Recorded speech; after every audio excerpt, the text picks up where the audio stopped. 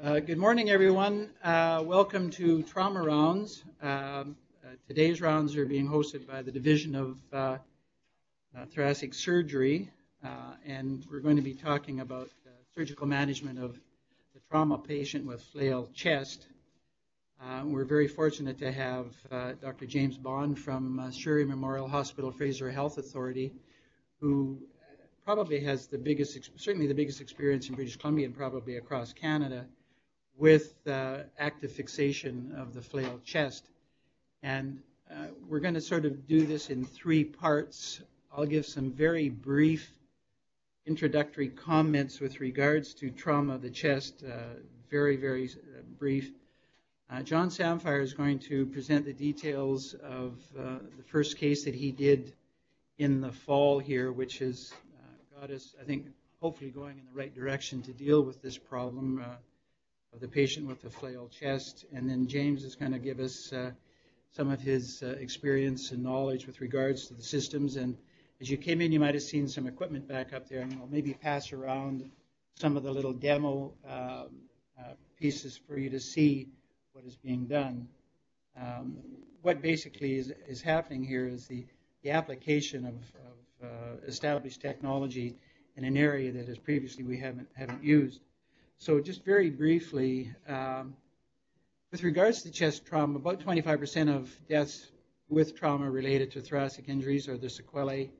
Blunt trauma accounting 70 to 80%. Here in Victoria, it's more likely 90%.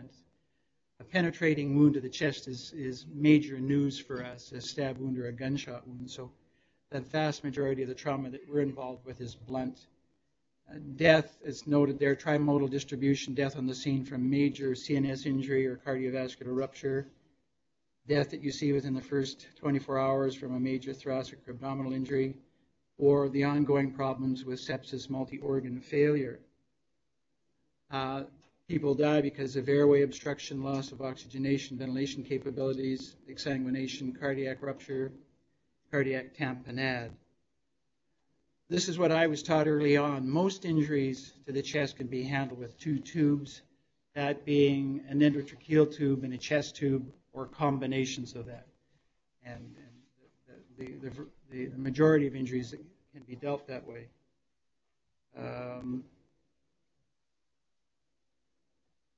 There has been, I'm from a sort of an era where there's been controversy regarding the benefits of fixation of flail chest. We have tended in the past just to use intubation, positive pressure ventilation until underlying and associated injuries are dealt with. And that can end up having a patient on a ventilator for days and days, perhaps weeks and weeks. Basically, the patient has to be stabilized and then monitored and evaluated for improvement in pain and stabilization of the chest with the healing process, and that can take 2 to 3 weeks or more. I'm sure James will give us a little bit more insight into that. Sometimes fixation is used if there's other indications for surgery or for major instability. The techniques that I've come across in the past are the use of paracostal sutures in and around the ribs, plates and wires, an adaptation from the orthopedic world, and the Jubilee staple, of which I don't know much about, but clamped on the ribs for holding the ribs together. And the concerns that a person like me carried when asked about stabilization was the entrapment of intercostal vessels and, in fact, the trauma of surgery causing increased pain. The other thing is ribs are functional. They can't be basically kept immobile. They're moving, they're lateral, there's up and down movement, a multitude of directional forces. What we're going to talk about today, and I'm not sure if this projects well, I think this is actually a picture of the case that John's going to be talking about, a person with multiple rib fractures, chest tube in place, intubated, usual lines, and he's got a big flail segment on the right side of his chest. We may get into, depending on time, talk about some of these issues, which I think will be an extension of this technology, and that's the patient that comes in with rib fractures that look fairly well in line, No other, and you can see this patient is self-ventilating, no problems. And then what we see, John and I sometimes, anywhere from 3 to 6 months later, patient is referred with chronic pain in the chest, has this picture, and this is the same patient with overlapping rib ends. Sometimes these are unstable, they're having a lot of pain.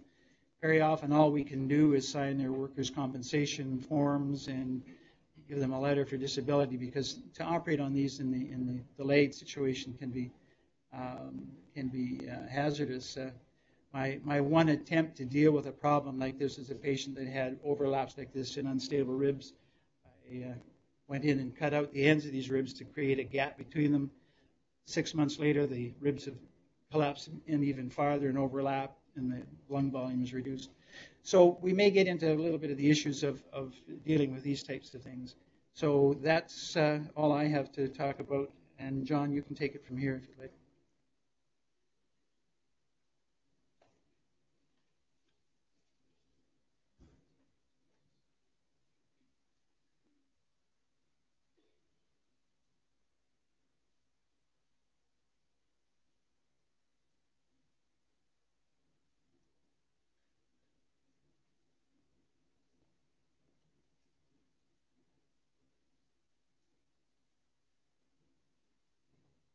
All right, so sort of carrying on from that subject, I wanted to touch on a case that we did.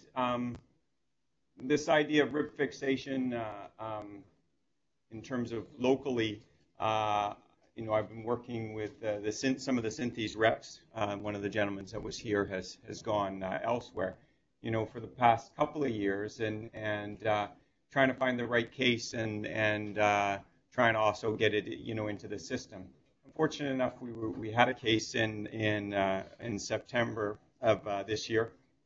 I just want to go through the details of that case and how it went and what we did, and some images of that before James will give, I think, a vaster a review of experience with that.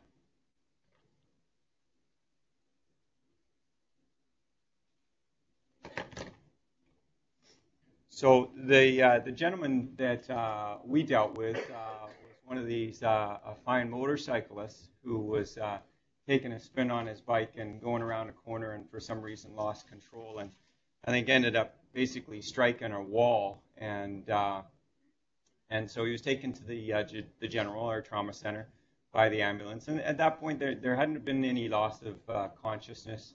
It appeared as though his main injuries were related to his chest, but while he was in the emergency for those first sort of half hour or so, he started to have trouble with the SATs, and with that, it sort of Glasgow Coma scale went sort of 15 to 13. So they intubated him and did the usual things, got the lines, gave him some fluid. His blood pressure never seemed to be the biggest issue. That seemed to be quite reasonable.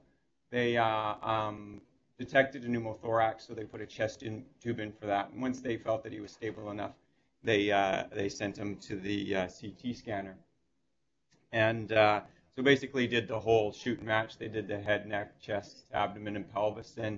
And after they had made their assessment and didn't feel that any other of the injuries needed to be dealt with, they transferred him to the ICU. And so, in short, his injuries were multiple right rib fractures, of which I'll go into and show you in more detail. He also had a small hepatic contusion in the right lobe. And then his right adrenal gland was enlarged, and it was difficult to know whether that was a little hemorrhage at that site or in fact, an adenoma or something else. But those were the three main areas. There wasn't any head and neck injuries, and certainly no orthopedic peripheral injuries. This was his a couple of shots of the CT. Obviously, these are a little difficult to show because, to show all the rib fractures, you got to look at, all 50 images or so. But what we can see here on these cuts is this one over here on the left. I don't know if this shows up here very well. This is the 7th rib, and over here is just one step lower is the 8th rib. Sorry, it's just very bright.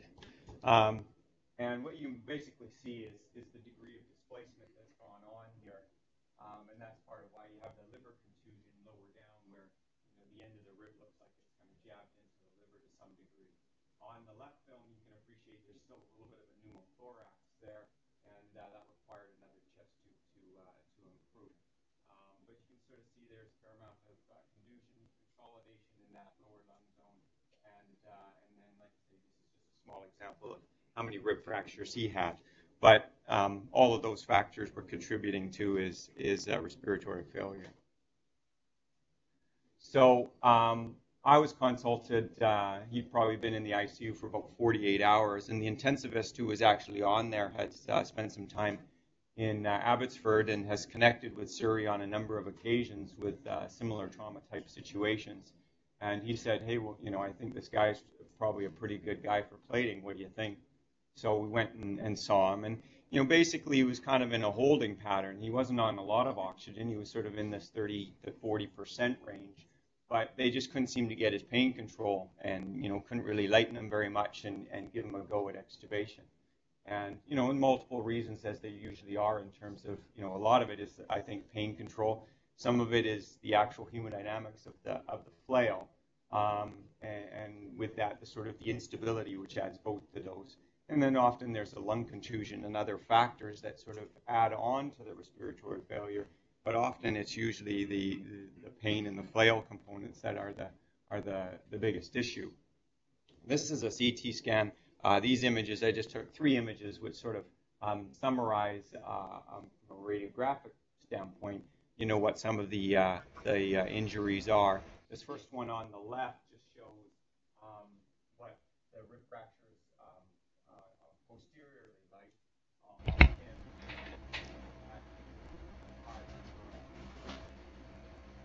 It's on. Sorry, I'm losing in here. Okay. Great, thanks. This is VGH on speaking the microphone. The films. Okay. Sorry about that. So in terms of the rib fractures posteriorly, not a great deal of there's a little displacement, there's a little bit of overlap. That's what the 4th and 5th ribs look like. Like I say, I'll show you the sort of the grouping on a diagram in a second. The film over here shows the 6th rib in this location, and you can again see this overlap, probably close to 2 centimeters. And then you can see there's also a fracture medially. This is the 8th rib here. And so this is what a lot of the ribs between 6 and 9 all looked like. They were displaced sort of posterolaterally, and then there was a fracture in around the neck of the rib. And this just shows one more, again showing kind of 8 and 9, 8 being this one here with the displacement, and 9 again showing these sort of fractures of the neck. So in terms of, this is sort of the list of fractures. So he did most ribs on that right side, from 3 to 11. So 12 and 1 and 2 were all spared. But basically, this is sort of an outline of the fractures. So on these first 3 ribs, 3, 4, and 5, there was a posterior fracture of which there was a little bit of displacement, as you saw on that first image. But they were also associated with a lateral fracture. Now, this is probably the true flail element to it, between 4 and 5, because these ones that have these fractures of the neck are still quite solid in around where these neck fractures are. But in his case, he had sort of moderate to marked displacement of all these fractures from 7 down to 10. And then 11, there was a posterior fracture as well with a mild deficit. So if we're just on terms of this diagram, the stars are kind of are to represent the fracture sites that had displacement, and you can sort of see there's a line of the fractures that basically go all the way down, and that's how these usually work. You can follow them, in a fairly straight line, and so 4 and 5 were not displaced laterally, but from 6 to 10 they were, and then posteriorly 4 and 5 were quite displaced, and then there's the head and neck, or the neck fractures rather, of the 6 to 10. So you can see that he's smashed up a lot of his chest with a fair amount of displacement and already a significant loss of volume due to the fractures. So we took him to the operating room on the 8th. We had to make sure that we were allowed to do this and use the plating system. So he went on the 8th, and we did it to a posterolateral thoracotomy. This guy, the one sort of challenge to him is he was not an obese fella, but he was a solid muscular guy. He was probably about 240, and so he had some big muscles and things to move out of the way. And what we did is we plated 6 ribs. We used 3 plates that we cut into 2. And we plated the displaced ribs from 6 to 10, and then I also did the lateral component of 5. I couldn't get up in underneath the scapula to do 4. Now, one theoretically could have done so, but it would have meant that I would have had to go on and disrupted more muscles to do so. And I thought I would have achieved the anchoring of his chest by what we did. The neck fractures are not accessible without going from the inside, and they're not really a big issue, and they'll heal in a reasonable place.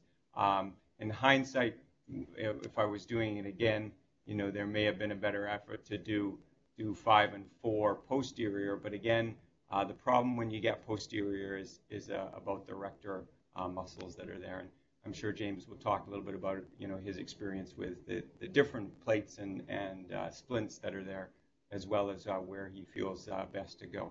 And what we basically did with each of those plates, the recommendation is to have 3 screws on each side of the plate, and so that's what we did. So we used 3 plates in 6 pieces with 3 screws in each.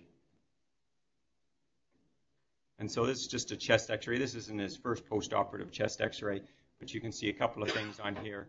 You can see the plates, and it doesn't show all of them. There's another one down here, but certainly shows the plates in the position. You can also see that these rib fractures posteriorly, still have some displacement there. So I haven't made his chest perfect by any means, but I certainly made him a lot better. In terms of just a lateral view, you can see the plates in that posterolateral location, running down from 5 to 10. In terms of how did he do, he was extubated the following morning, about 8 or 9 in the morning on Sunday, and had no further trouble. It required no further intubation. And then by Monday, he was really ready to leave the ICU. We were transferring him over to the Jubilee, which took a day. So, he ended up being in the ICU for about 72 hours afterwards, probably even less than that, but, in around that amount. But he probably could have been left by 48 hours. He was over in this hospital, for 9 days, and then we got him home. And that was just chest tube management and again, pain control and all those other things that go with him, getting him up and used to moving and all that kind of thing. I saw him in follow-up at about 6 to 7 weeks afterwards, and at that point he was off narcotics and was doing well. He hadn't returned to work yet, but he was working towards it, and so overall was doing very well. He had a CT scan. I'm not sure who ordered the CT scan. It wasn't me. I don't know if that was sort of adrenal gland, liver follow-up, but nonetheless, this is just sort of showing a little bit about the plates, in place with some screws. The one on the left shows the 6th and 7th ribs just anchored. It's hard to get a really good shot of, a long plate because obviously the ribs come down and forward, so you only pick up fractions of them. So this is 6 and 7 here, and then over here, is a picture of 8. But I think the big thing why I showed this film is not really just to show those little images, but the fact that the contour of his chest, his normal contour, has been maintained, which he initially lost. And so, he ends up being much more normal in terms of the size of his chest, the dynamics of his chest, and therefore, I think, his respiratory function. So I felt like this was a successful endeavor, and it, added further support to my enthusiasm of doing it on these patients that have flail segments, or in some cases, he was partial flail and a lot of disruption. And again, somebody who has respiratory failure under those circumstances, I think this would be a good option for them. Okay, so I'd like to introduce James Bond, and he's the Chief of Thoracic Surgery over at Surrey. He also works out of the Columbian, where probably a great deal of this stuff comes through as well.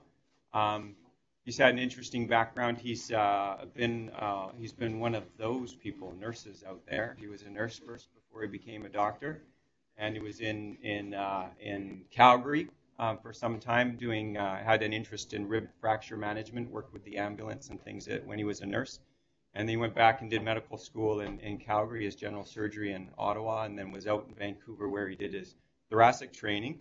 And then he made the jump over to Surrey. And, in the past, 7 years have you been there now?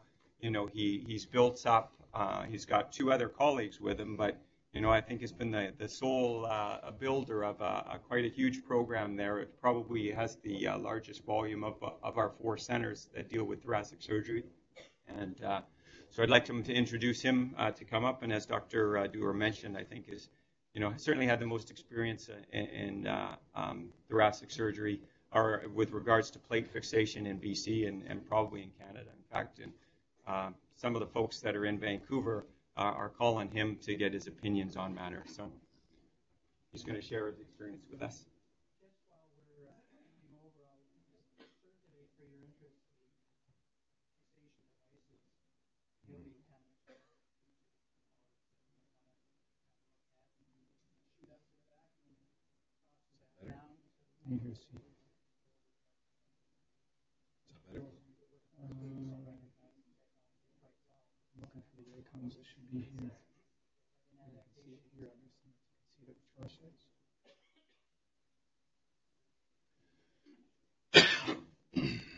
No, it's still giving me the error message there.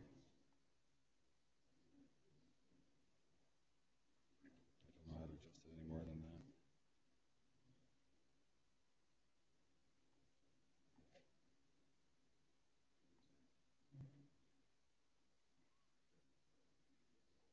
Give you the option to change it. No. You're stupid. I don't see where it is. Everybody see that image okay at the remote sites? It's not on our page. I don't know how we got to our video rather than the. It's not up? Not up. Nope. Not up. You need to read. Oh, here. How did our image come up rather than? Well, I think when theirs went down, ours came up. I can hear you though. I can hear you too. You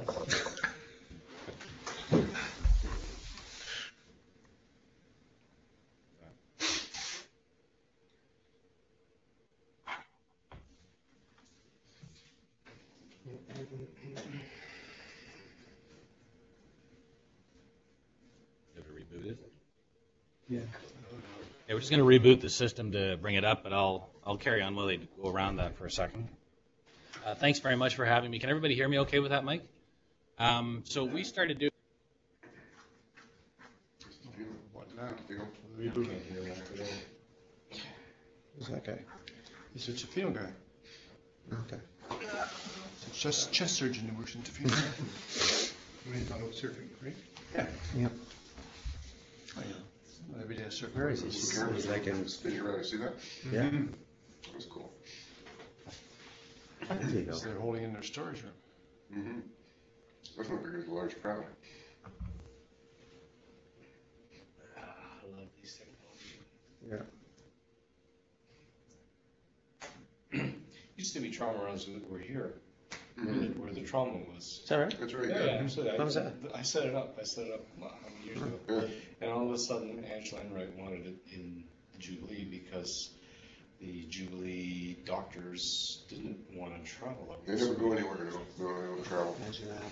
So that's why we sent her back to the Jubilee. Isn't that crazy?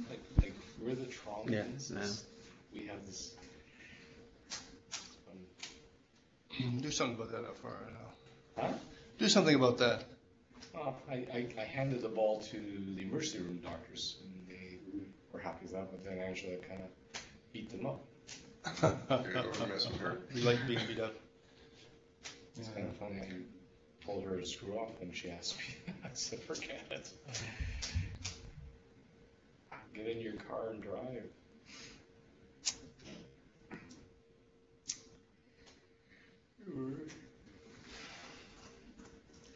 we should move pediatric rounds to the Jubilee or something like that.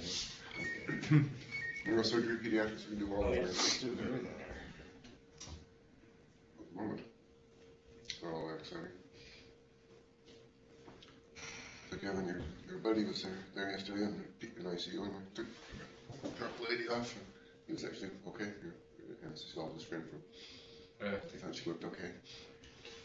They know that. No, I worked with him in Newfoundland. Oh. His German background, and No, Afrikaans. Afrikaans, I was in that explains. He's about your age, he's about 70 something. Yeah, well, it gets harder to assess these days, but I thought he looked a little older than me.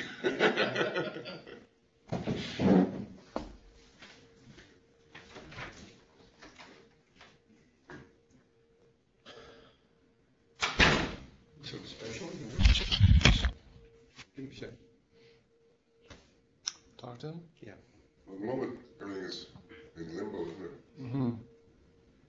I can't take that one to reboot. At least they have. Well, I think we hit it right on. We did the first 8 cases we did.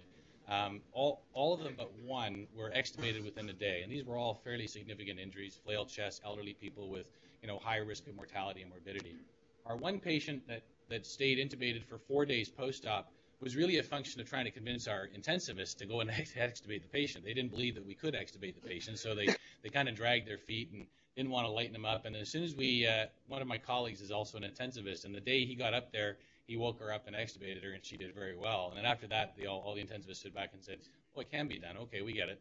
And so we did those first 8 cases, and things went beautifully. And then the administrator started smelling the dollar signs going up in the air, and said, hang on, we need a business plan, we need to think about this. And so the next case we came across was, I think he was in his early 60s, and he had some, we're good? And he had some comorbidities, and we said, well, we'd like to do this case, and we hadn't really been fully funded yet. And so they said, no, you can't, you gotta hold on. So we said, okay, well, he's got a flail chest, he had some liver disease. 3.5 weeks later, he was extubated and spent 24 hours sort of in the ICU waking up, got to the floor, arrested 24 hours later, reintubated back in the ICU for another 2 weeks. That was kind of the icing on the cake for our administrators. They said, wow, go ahead. You've got your funding, you've got your approval. And so that was the beginning of our program. So that was in January 2010. How do I get my mouse here?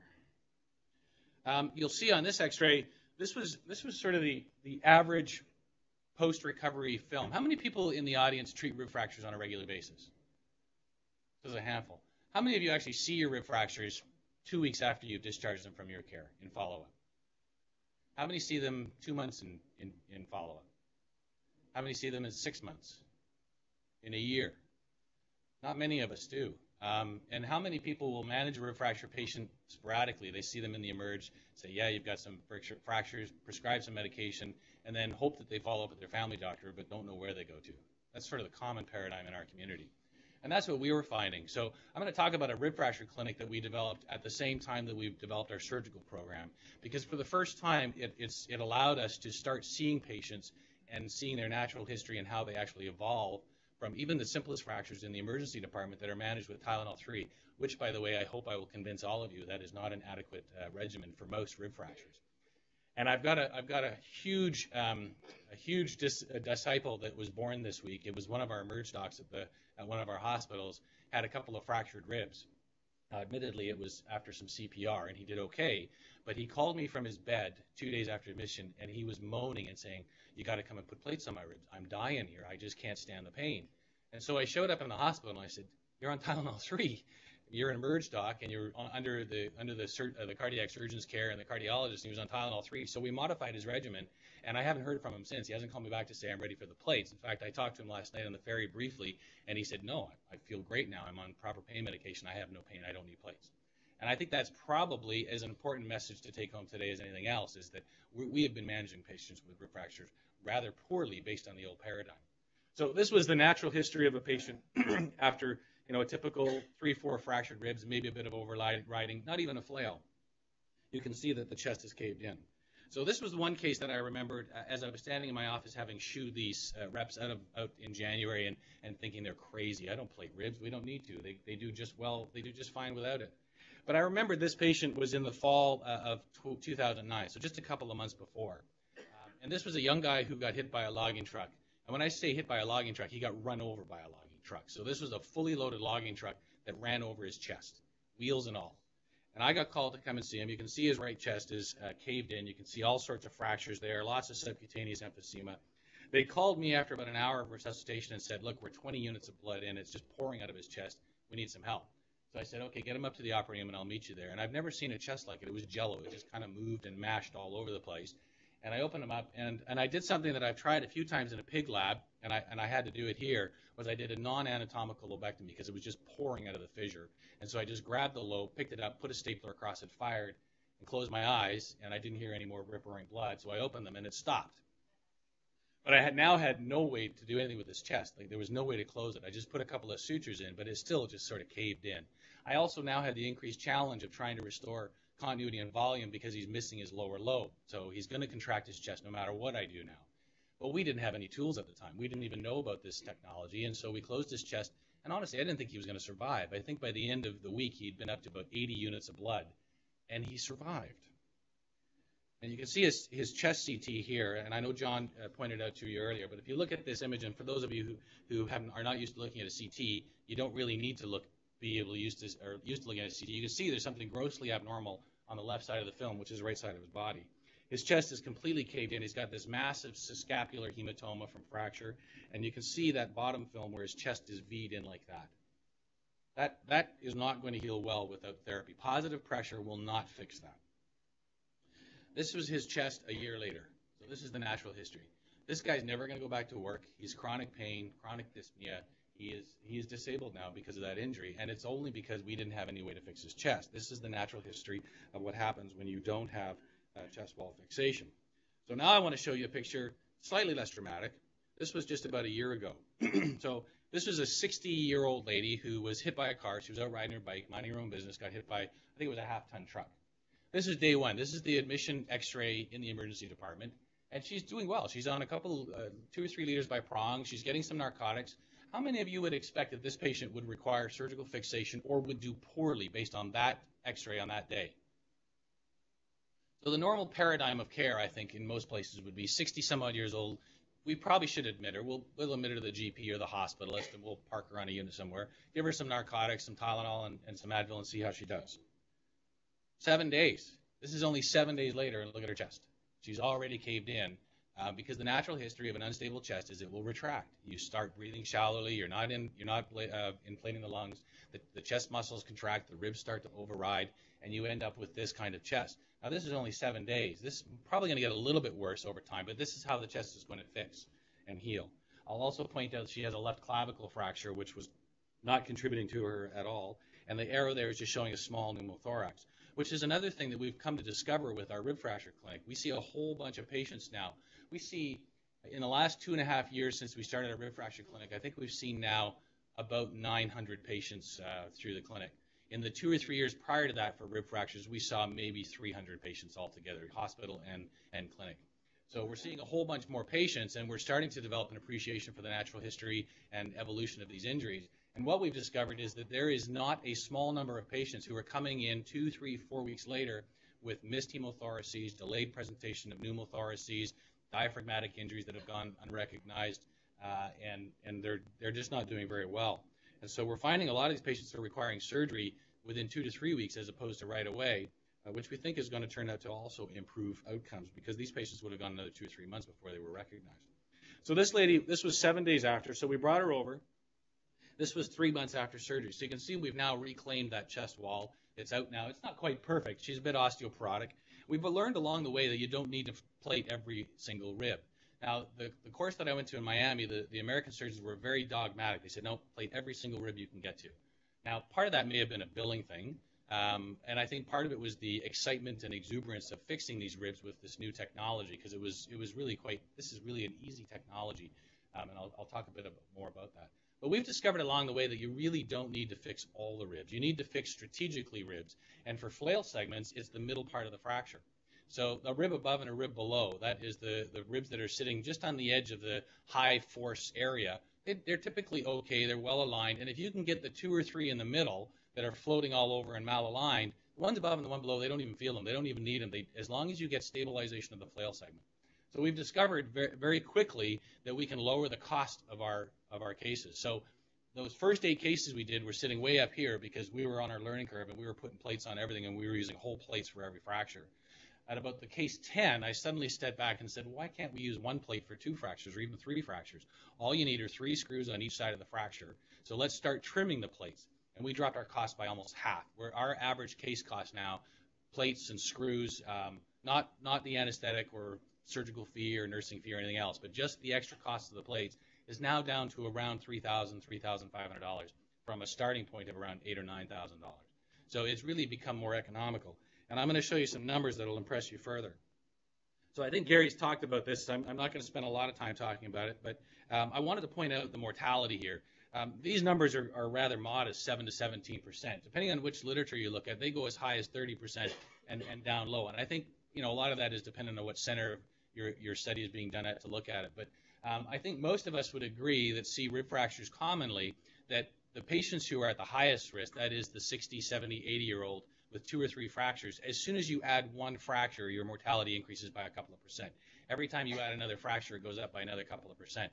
I'm going to show you a lady here shortly who is 80, who fractured every single rib in her body in multiple places and had a total crush. What do you expect the mortality of an 80-year-old with bilateral massive flail segments is? What would anybody predict that mortality to be? Yeah, close to 100%. I'm going to tell you she left hospital in under 4 weeks and had a full recovery. So I'll show you her in a second.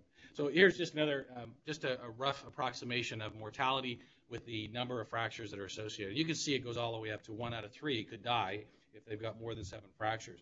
This is not accounting for other co-injuries. So this is just the rib fracture patients. This is just patients with rib fractures, not accounting for head injuries, liver injuries, intra-abdominal injuries, or other things.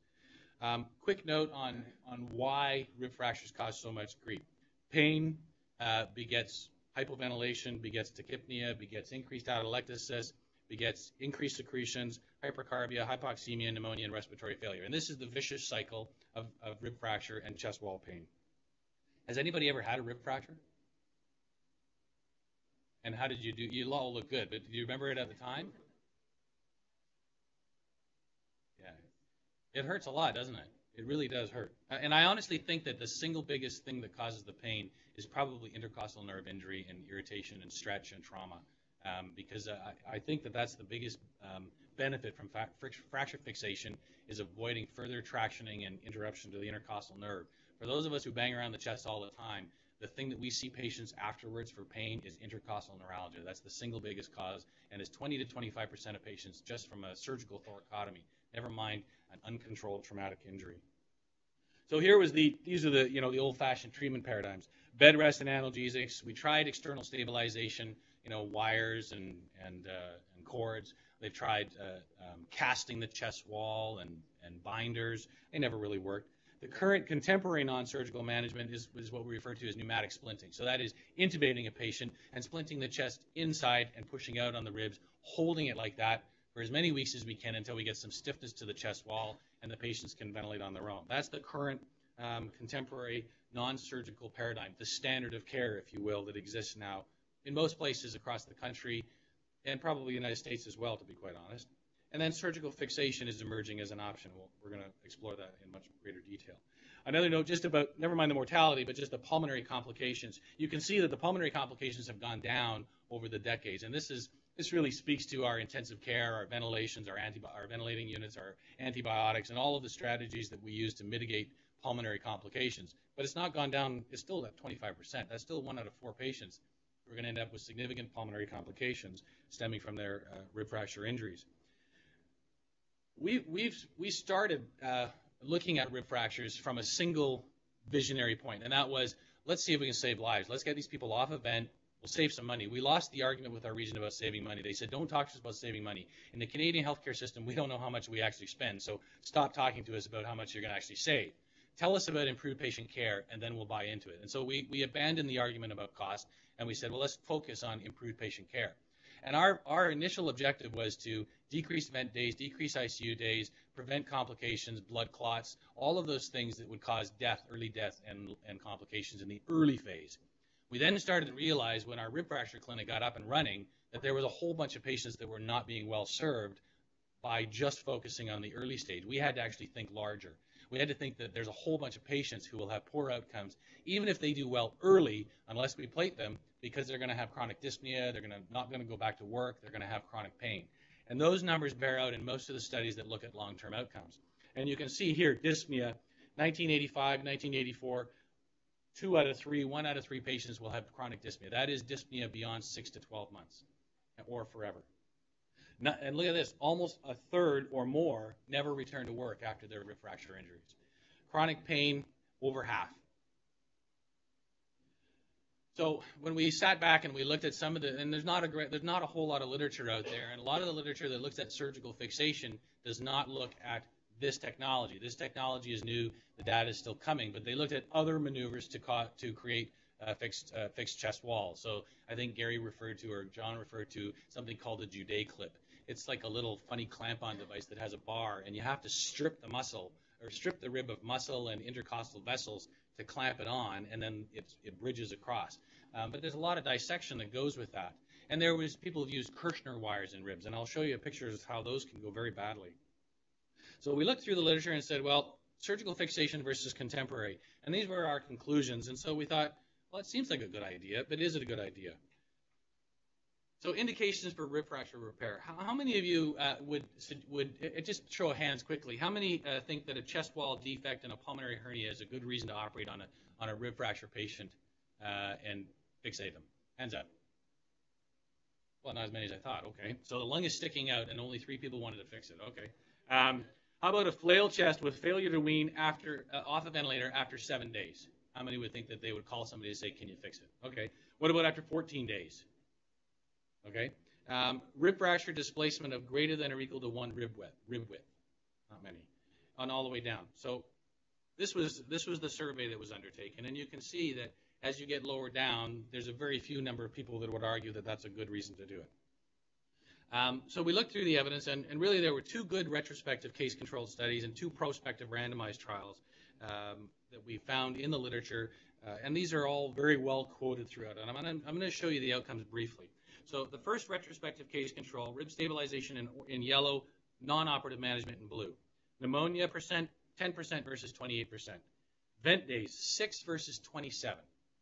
Okay? Now these aren't huge patient numbers. The total patient population is 28. But imagine trying to homogenize a rib fracture patient population. It's not an easy undertaking because you really got you have to have the same number of rib fractures, roughly the same location, roughly the same size of flail, comorbidities, age, everything else. So by the time they went through about 170 patients over a 10-year period, they were left with only 28 that they could homogenize adequately to create a patient population for. So 28 patients, but still 27 days versus 6 days compared to fixation. And look at the mortality difference, 0 versus 40%.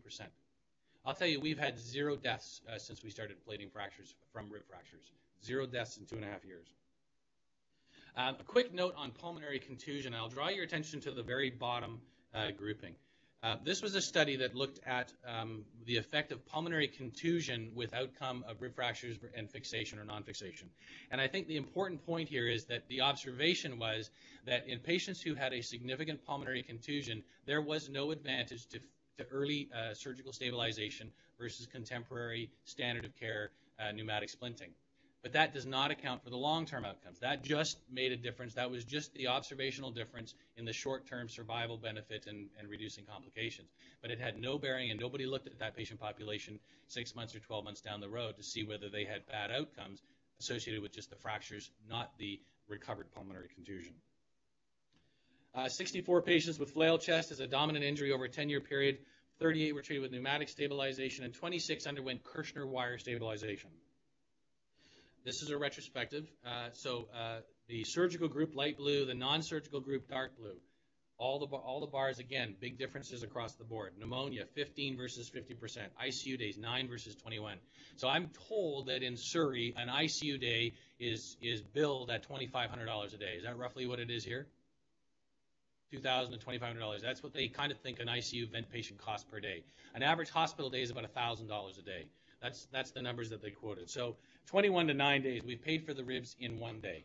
Well, 2 days, a little under 2 days. Vent days, 4 versus 15. Tracheostomy, 11 versus 37, and a mortality difference of 8 to 29.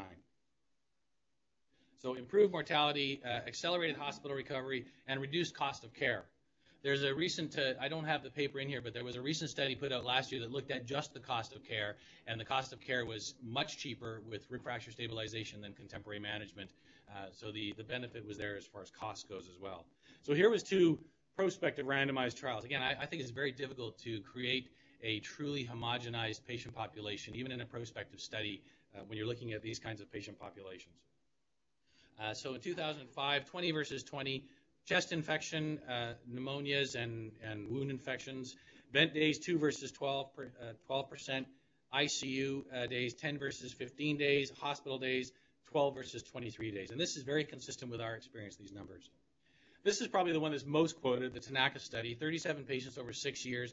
This was probably one of the closer ones to a true randomization. So all patients received identical treatments of care for the first 5 days, and then they were randomized to either surgery or no surgery after 5 days. And they had to meet certain criteria of their oxygen levels and requirements and hypoxia, et cetera. And then they went on to get their surgery or non-surgery. And these were their outcomes. So pneumonia, 22 versus 90%. So 90% of the patients who were managed without plates and fixation had a pneumonia somewhere along their course, whereas only 22 who had surgery. Vent days, 11 versus 18. ICU days, 17 versus 27. And they also documented expense. So $14,000. This was based on an American model of costs. Even though it was a Japanese study. $14,000 versus $23,000 to treat the difference. And yet, and this did not necessarily account for how all the treatment of pneumonia and post-op complications. That was just the ICU and surgical costs. Now, these guys were the first ones that looked at the long-term outcomes. So this is where it's really important to look at it from a second point of view. So the chest tightness was 33 versus 84%, chest wall pain 39 versus 89%, and dyspnea 28 versus 63%. Now, this is at 12 months after injury. 12 months after injury, 63% of patients who did not get rib fracture fixation were complaining of chronic dyspnea. And chronic dyspnea meant they could do normal at-rest activities, but if they had to do extra activities, vigorous walk or anything else, they got short of breath. Severe dyspnea, 5 or 21%. These were people who were quite disabled by their dyspnea. And a return to work, look at that. At 12 months, this first one is return to work in 6 months. 61% who had fractured ribs plated were back at work in 6 months. 5% that didn't were back at work. And look, at 12 months, they start to catch up, but the difference is still quite impressive, 90% versus 63%. And this is also looking at some lung function in those long-term groups. You can see in the surgical group, their percent recovery at 12 months was quite a bit better than the non-surgical group. Other studies also looked at various parts and components of it, but they all came to the same conclusion that rib fractures are common injuries and they appear to be better managed by fixation. So just a quick note about these plates. There's a plate and a rib, I think, circulating around just to get a sense of what it looks like. If they're not, could somebody pass them down and everybody can get a feel of them? The reason these plates are so easy to work with and are so well suited is that they were designed for nothing but ribs. The folks that designed them were challenged with creating a device that would fit anybody out of the box. And so what they did was they took 20 cadavers, 10 males, 10 females of various sizes, and they modeled the plates after those cadavers and put them into a computer-generated model. And what they've come up with is that system up there that you'll see. There's red plates for the right side of the body, blue plates for the left side of the body. The plate there's a number on it that is assigning it to each rib. And those plates will fit about 90% of the people out of the box with no other bending, shaping, or anything else. You simply pull them out, reduce the fracture, put them on, and screw them in. That's how well designed and customized they are. Occasionally, we have to put a little bit of a bend in it, but for the most part, the amount of bending that you have to do is very small, so it makes it very nice to use. But they're bent in 3 different planes to accommodate the rib. So, as you know, the rib bends around this way, but it also bends up this way, and then it has a round conformation on the outside of the rib where the plate has to sit. So the plates that we had tried in the past, the one system that we used, was just a regular flat orthopedic plate, and they worked miserably well. That's a good way to put it. The screws would pop out. They didn't sit well on the ribs, and they were very hard to conform and bend, and you couldn't ever get the 3-plane bend into them, and so they just didn't work all that well. This is a picture of the Kirshner wire problem. So the Kirshner wire goes in. It migrated a lot. There were a lot of case reports of these wires being found inside lung, inside pleural space, or starting to protrude from the skin. So what this technology did was take a different kind of material. They flattened it. You can't really appreciate it on that bottom image, but they flattened it and drove it through the marrow. But the key here is you can see a screw. I've circled the screw. The screw holds it in place and prevents migration. It also has a great deal of flex before that flat plate will ever extrude from the rib and pop out like a Kirshner wire. A Kirshner wire, if you bend the rib, it'll actually pop out and bust through the periosteum and have this linear fracture line down your rib. These plates here, you can bend them and bend them and bend them. Eventually, the splint will bend, but the rib will not break. It will not pop out. And so that's the huge advantage to these splints. Having said that, I use the splint very rarely because I like the plate system better. So over in Surrey, we're well over 50 cases now. We've got about 40 acute cases. And I think John talked about the chronic non-union presentation. We are getting a whole lot of patients now who are coming to see us because their fractures were never managed with plates in the past, and we're seeing them 2, 3, 4 years down the road. I'm getting calls from all across Canada now. Can I come and see you? Can I send you my CT scan? What can you do? It's a very difficult problem. It's not an easy patient population to plate. It requires a fairly strategic amount of rib reshaping and getting good healthy marrow and apposition with good healthy periosteum. And when you've only got 2 or 3 ribs that are busted like that, but the ribs above and below are okay and at full length, if you trim some ribs, it's very hard to get them back together because the ribs above and below keep them from wanting to come back together. So it's a very tricky thing to reconstruct a chest. And that's why these plates have to be put on early. Waiting until 2 or 3 weeks later, it's still doable. Waiting until 2 or 3 months later, it's not doable. And the best outcome is in the first 24 to 48 hours. If you're going to plate them, you got to do it within 24 to 48 hours. It's a little like the paradigm of ER thoracotomy. If you're waiting until they're dead, you've already lost the battle. But if you do the thoracotomy before they're dead, you get better options. So the same thing holds true here. You've got to do it early. We've had 0% mortality. Now, I throw one caveat. We had one patient who we allowed to die because at the time of surgery, we discovered he had metastatic diffuse lung cancer after we put the plates on. And so the family said, don't keep resuscitating, just stop giving him care. He was in his 70s, and so we allowed him to pass away. But he did not die from the plates or his injury. He died from cancer. Our operative time has down to about 60 minutes, 60 to 75 minutes. I can plate about 5 ribs in about an hour. That's skin to skin, opening to closing in about an hour. The first couple took us 2 or 3 hours, so there's a bit of a learning curve. But once you get it down pat, you can go pretty quick and get them on pretty fast. I've talked about the cost reduction. So this is that lady that I told you about. She's 73. Sorry, I thought she was 80. 73-year-old. She was letting her niece park the car. I don't know about you, but I don't usually park the car with a wall behind me waving in an 11-year-old, but that's what she was doing. The 11-year-old panicked and hit the gas, not the brakes, and crushed her against the wall. So this is her injury. Fortunately, she was a short lady, and it must have been a big car because she did not have pelvic injury. She had chest injury. There's a theory that she may have slipped as she was trying to get out of the way, and that's how she got pinned with her chest. But you can see here she's intubated, bilateral chest tubes, massive subcutaneous emphysema. Almost impossible to see the fractures because of the subcutaneous emphysema. Again, the same limitation with static films is showing you all the fractures, but her chest was a mess. It was complete. The whole chest was flailing. Every time she took a breath, if we let her, the whole chest just caved in. There wasn't just a flail anywhere. The whole thing was one flail. We do this. I don't know if this will show up here. Yeah. So we do recons now and get rid of everything except the bone so we can see the fractures. And I don't know if you saw it as it whipped by, but a lot of the fractures are posterior here. This was another one here in a different plane. But she's got fractures laterally, posteriorly, all over the place. I think she did preserve 1 or 2 ribs.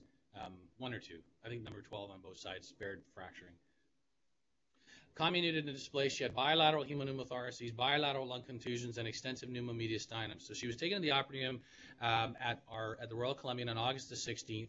She underwent a right VATS, got rid of hemopneumothorax, strategic chest tubes, and had plates put on 4 through 10. The posterior fractures we've discovered, we initially went after these fractures, but I think John alluded to it. They've got such great spinal muscle support, and it's very hard to get a plate on when the transverse process is so close to the fracture that we've discovered that if we leave those alone and just get the lateral fractures, which confer the instability in the chest, they actually do really well. The pain from the posterior fractures is not all that great. And so unless the fracture site is just beyond 2 centimeters to the transverse process, we won't go after the posterior fractures. We'll typically leave those alone. And so this was before that, and so she did get some to her posterior fractures, but we've since learned not to really spend too much time going after those fractures. Part of it was also a great deal of muscle dissection, and the benefit was dubious, so we stopped. She went again to the OR on August the 21st. Now, there was a 5-day delay. So she had her right side done on August the 16th. We then moved her from Royal Columbian to Surrey. And this was in our learning experience. And I booked her, I don't know about you guys, but in Surrey we have such a high volume of emergency cases. I booked her as a less than 24-hour, which means less than 7 days. So 4 days later, we got her to the OR. We now book all of our rib fractures as a same-day urgency because the whole point of it is to get them on and get them extubated fast. So she went 4 or 5 days before her next operation because of that booking oversight. By day, so 4 days later, she was extubated. By day 11, she was transferred to the ward, and by day 21, she was in rehab care. She went back to a convalescent unit to recover, and then she had a full recovery. And that's her chest, I think about a year after injury. You see she has a little bit of scarring at the bases, a lot of plates. We probably wouldn't have that many plates on now. We're a bit more strategic about it. But she is the $6 million woman, well, $20,000 woman anyway. The nice thing about these plates is they're titanium. So you saw the CT scan with plates in place. They don't give off a great deal of artifact. So you can, in fact, put them on and still do serial CT scans for other traumatic injuries, diagnostics down the road. And they don't cause any problems with MRI. I think they have now been approved for MRI use. There's no magnetic component to them. They won't set off the alarms through airport security because they're titanium-based. And they don't need to ever come out. So a quick note on our regional comprehensive rib fracture clinics. So we see any and all rib fractures anywhere in our region within 24 to 48 hours. You can be a GP, a nurse practitioner, an emergency physician, a general surgeon, a respirologist, an ICU doctor, or another thoracic surgeon, of which there are none, so it's just us referring to ourselves. But the point is that we'll see everybody within 24 to 48 hours, and then we see them again 2 weeks, and then possibly another 2 or 3 weeks after. And we've discovered that they are suffering in the community. They come in with very poor pain control, and now we put them on a concoction. Usually they get some Dilaudid SR, they get a short-acting Dilaudid, they get an anti-inflammatory, they get a Lyrica or a gabapentin, they get Tylenol, and then stool softeners and PPI. That's their concoction. And they come back 2 weeks later or a week later, and they say it's 24 hours later their pain was beautiful. They're really quite well controlled. So that is our typical approach for anybody with rib fractures who comes to see us. And then we'll assess them also for getting back to work and facilitating WCB, et cetera. What we've discovered along the way is that I think what we've done is now standardized management of rib fracture care throughout the region. And some of those practices, because they're being communicated back by dictations, is now starting to translate into change in practice out in the community with better analgesic protocols even before they come to see us. We've seen a whole bunch of missed complications that we're now able to act on sooner and probably reduce mortality and morbidity. And we've had a handful of other diagnostics. So we've said to patients, you've got a lung nodule here. Never mind your rib fracture. Are you a smoker? We better deal with that lung nodule. And so we're actually expediting care back in for these serendipitously found other diagnoses. I'm going to skip over that. Next patient I want to tell you about is a guy who, I call him the rock star because he came into my office in follow-up. I swear to God, he had a 1.5 foot tall purple felt hat. He had long hair and this tails tuxedo jacket on, and so I called him the rock star. He was riding his motorcycle and took a spill on a curb and fractured a whole bunch of ribs. He had a small, tiny little punctate hemorrhage in his basal ganglion. It didn't cause him any grief or any complications, but that was really the only other injury he had. And you can see that his chest on these coronal images is caved in on the one side. He's got a fairly decent pulmonary contusion. So we took him to there's his CT scan showing overriding fractures, and again, the pulmonary contusion at the base. So we took him to the OR and 2 days after his injury, his C-spine was cleared, he was neurologically improving, but the expectation because of his contusion and his chest wall was that he was going to be intubated for a couple of weeks. And so we put 7 plates on, about 90 minutes OR time, he had a few extra ribs, and we did a VATS to clear his hemothorax. And one thing I've discovered is we did not originally do thoracoscopy with every patient. But one of the things that we did find was slowing us down was that I would stand at the bedside and I would try and figure out what's the best incision to get at these fractures. I'd be looking at the CT scan and pushing on the chest. And it suddenly occurred to me one day, why are you doing all that? Put a scope in, drop a needle right at the fracture site, put X marks the spot, put all your X's down where all the fractures are, and then step back, draw a line, and put the best incision. And now we can figure out the best incision in about a minute and a half by simply putting a T-scope in and marking our fractures with a little pen. And it gives us we're right on top of the fractures every single time. There's very little compensating that we have to do. But it also gives us an opportunity to strategically reposition a chest tube or drain any hemothoraces that we might see. So this was his CT scan a couple of days after his injury. You can see he's got the plates on, beautifully aligned chest. Contours are back to normal where they should be. Came to see me in follow-up. He actually came to see me at about 16 weeks. We kind of lost track of him, and I think I know why. He was a bit sheepish. He said, sort of kicking his foot and looking down, and he said, "Is it all right if I did something bad?" And I said, "Well, what did you do?" And he said, "I went snowboarding." I said, "When did you go snowboarding?" He said, "About 8 weeks after I got discharged from hospital." I said, "Did it hurt?" And he said, "No." I said, "Yes, that's what we want to hear. I don't want you snowboarding again for another 2 or 3 months to make sure they heal, but don't do it again, but yes." But he didn't have any pain snowboarding, and that's been our common experience is the patients come out and they don't have pain. He had no dyspnea, and he was back at work even before he went snowboarding. This was a fellow, he came into the office in our rib fracture clinic about 2 or 3 days after his injury. He's a mechanic, he was working on the car, the jack slipped and it crushed his chest. Fortunately, there was still a block lower down, so it didn't kill him, but it fell down low enough to crush, I think it was his right side of his chest. I'll show you his injuries. And he came into the office doing that, that pain shuffle. He was just barely moving like this. He was holding his chest. His respiratory rate was about 30, and it was very shallow. And I took one look at him and I said, he's not going to do well. So we sent him over for a chest x-ray, and he had this pneumothorax. This was 3 or 4 days post-injury. Big pneumothorax. A little bit, you can see a flat line at the bottom of the right side of the chest on the left side of that image. That's an early hemothorax, so he had some blood in the space. You can't really appreciate his fractures, but you can see some fractures down lower, and he hasn't lost a lot of his volume. But this was a young guy who's barely moving. He's got a hemopneumothorax. I got to take him to the operating room to drain that and fix that. So this became one of our indications, and we call this on retreat. So we go in for one reason, and on retreat, that is when we're leaving, we throw the plates on the fractures because we're there. And we think it's a good idea, and I think it's working out quite well. But he did, in fact, have some fairly bad displacement when we looked at his CT scan, a little bit of a pulmonary contusion. So I admitted him that day and took him to surgery that afternoon. And I thought, well, he'll be around for a couple of days. I left the chest tube in. I went in the next morning to see him, and I couldn't find him in bed. And I'm looking around, and I look at this guy sitting at the bedside, and I said, "Do you know where the patient is?" And he said, "I'm the patient." I didn't recognize him, but he was fully dressed, and he said, "Can I go home? I have no pain. I have no pain today. Can I go home?" So I pulled his chest tube out, and we sent him home at noon. That was after that presentation and the day before walking in, and he bounced out the door with no pain. That's how amazing these plates and surgical fixation works. And there's his chest. You can see his plates in place. The screws look a little bit frightening, but what I make the residents do so that they feel really comfortable that these screws are not going to injure the lung. And they say, well, what if it does injure the lung? I say, what if? We'll call a thoracic surgeon. But it does not injure the lung. As I make them, there's a little depth gauge that you screw into the plate, and you clamp it onto the rib. And I make them put their finger on as they drill down through the rib. And they're pulling their finger away. But if you've got the right length, it doesn't hit the finger. And then if you screw in it, the screws have a bit of a smooth surface. They're not a sharp, pointy screw. So you can actually feel a little nubbin of the soft screw because you want biperiosteal engagement. But at the end of the day, for those of you who have ever looked in a chest or been in a chest after rib fractures, they have a lot of pleural thickening. They've got edema and hemothorax and swelling. You can put a 1-inch screw and probably never hit the lung because of all of that pleural disease. Now, when the pleural thickening goes away, you might be left with a problem. But these short screws will never hit the lung, even though that x-ray looks a bit scary with all those screws. So these were our original guidelines for what we would consider fracture fixation on patients. So any ventilated patient with displaced fractures or flail segment, plate them right away.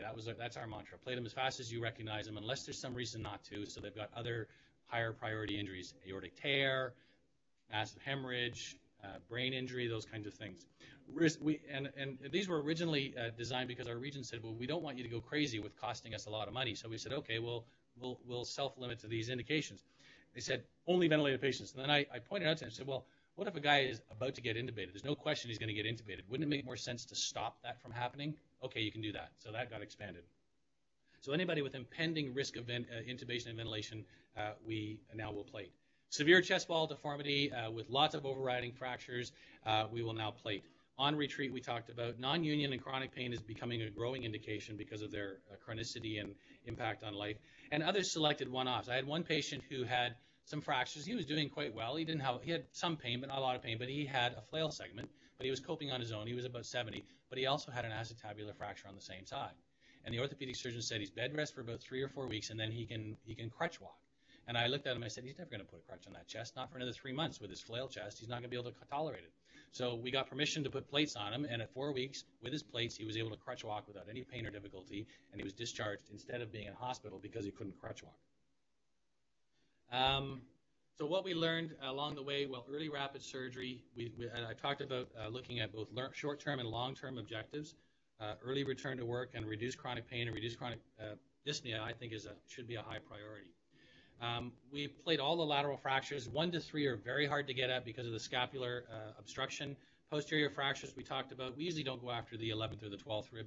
For that matter, we usually don't go after the 10th rib a lot of the time either, unless it's the costal arch. These plates and screws will engage beautifully in cartilage as well as bone. So you can actually bridge a cartilaginous disjunction to the sternum or the costal arch and still get very good fixation. I've talked about those, and we've talked about those. We've gone from these big incisions to much smaller incisions. We've now learned that I can just make a small puncture in a skin flap and hold the template in place and move the skin over the screw hole, drill, and then just take the screw and punch it through the wound and screw it in. So I can actually get about 4 or 5 screws on either length of the incision without actually making a cut in the skin and dissecting muscle. So we're able to put a lot more plates on with much smaller incisions and a lot less muscular dissection. So the real question that we came to the conclusion of in January was, why are we plating ribs? And then by July, the answer was, why are we not plating ribs, and why have we not plated them all along? Any questions?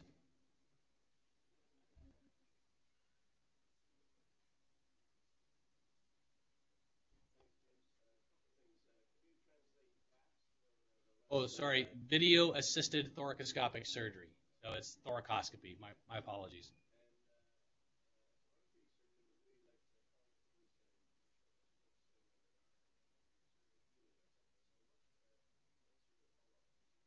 So we see all the patients in follow-up.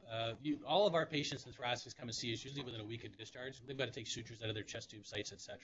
And they get a chest x-ray. And then we see these patients until they are back at work and they've declared themselves pain-free. And they'll get a chest x-ray 1 or 2 more times to make sure they haven't had any plate migration. But we're not seeing them in long-term. I'm seeing them in long-term just initially because we're tracking our first cohort of patients out to see how they do and what kind of challenges we come across. Plate failures. I know of 2 plate failures. That is, the plates broke over the fracture site. They were in the chronic patients, those with non-union, and I think they just never got adequate bone union underneath it. And then one guy was drinking and fell and struck it and broke a plate. But I haven't seen any plates pop out yet. We at one of our courses, one of the orthopedic surgeons, he put a plate on a cadaver and grabbed a towel clip and grabbed the plate and lifted the entire cadaver off the bed, and the plate never moved. The screws didn't pop out. It's a locking screw. Yeah. Well, it was a cadaver. He got away with it. He didn't feel too worried about it. Thanks very much.